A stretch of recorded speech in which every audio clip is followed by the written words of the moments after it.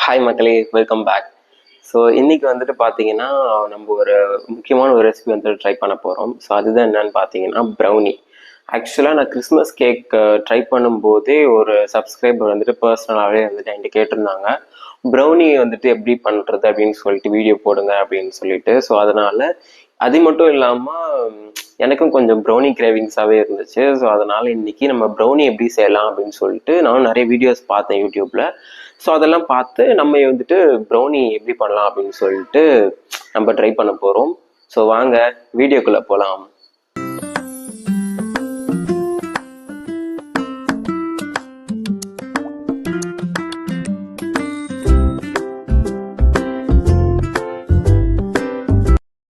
நல்ல ஃபட்ஜியாக சாஃப்டாக சாக்லேட்டியாக நம்ம வந்துட்டு ஒரு ப்ரௌனி சாப்பிட்ணுன்னா நம்ம இனிமேல் வெளில போக தேவையில்லையே, வீட்லேயே சமைக்கலாம். ஸோ எப்படி வந்துட்டு பண்ணலாம் அப்படின்னு சொல்லிட்டு பார்க்கலாம்.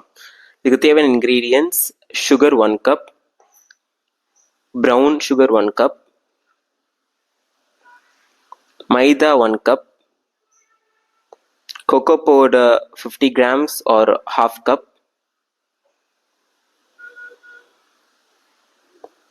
dark chocolate 70 grams, baking powder 1 spoon, vanilla extract or vanilla essence 1 spoon, egg 3, butter 60 grams, nuts as your wish.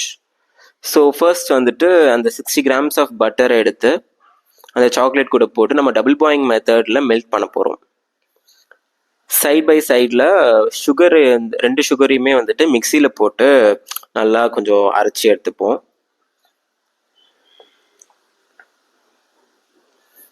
So melt பண்ண அந்த சாக்லேட் வந்துட்டு நம்மக்கிட்ட இப்போ கிடச்சிருச்சு. இதில் அந்த சுகரை எடுத்து நம்ம ஆட் பண்ண போகிறோம்.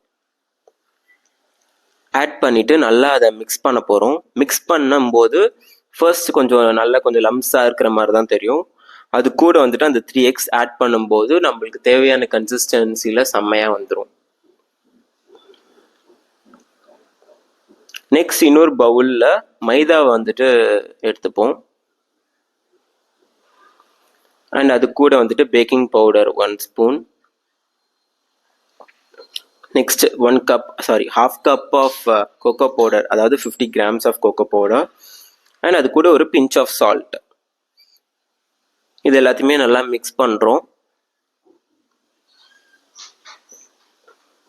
மிக்ஸ் பண்ணிவிட்டு அந்த நம்ம முன்னாடி செஞ்சு வச்ச அந்த சாக்லேட் பேட்டர் எடுத்து இது கூட ஆட் பண்ணி இதையும் நல்லா நம்ம மிக்ஸ் பண்ண போகிறோம்.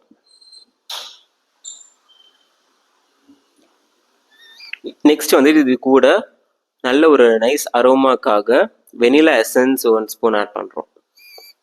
ஸோ இதை ஆட் பண்ணிவிட்டு இன்னொரு சைடில் வந்துட்டு அந்த கேக் ட்ரேயில் பட்டர் தடவி பட்டர் பேப்பர் வச்சுட்டு அதில் இந்த சாக்லேட் பேட்டரை நம்ம ஆட் பண்ண போகிறோம். ஆட் பண்ணிவிட்டு ஒரு ஸ்பூன் வச்சு நல்லா ஒரு டிசைன் மாதிரி போட்டால் கொஞ்சம் நல்லா ஃப்ளேக்ஸாக வரும். அண்ட் அதுக்கு மேலே இந்த நட்ஸ், நம்மளுக்கு தேவையான நட்ஸ் என்ன வேணால் ஆட் பண்ணிக்கலாம்.